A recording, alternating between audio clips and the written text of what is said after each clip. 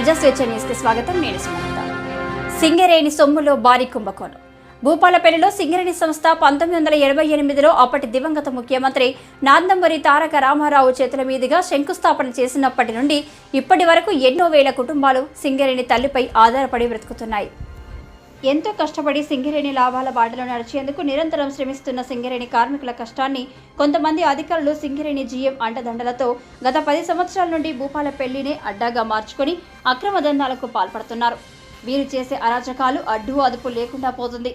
యాజమాన్యం కనులు కప్పి అక్రమ దందాలకు తెరలేపుతున్నారు. అందులో భాగంగానే భూపాలపల్లి ఫైరింగ్ క్లైన్ కమాండ్ నుండి మంజూర్ నగర్ వరకు హైవేపై ఉన్నటువంటి సింగరేణి పవర్ లైన్ కేబుల్ను ప్రైవేటు వ్యక్తులకు అమ్ముకున్నట్లు గుసగుసలు వినిపిస్తున్నాయి.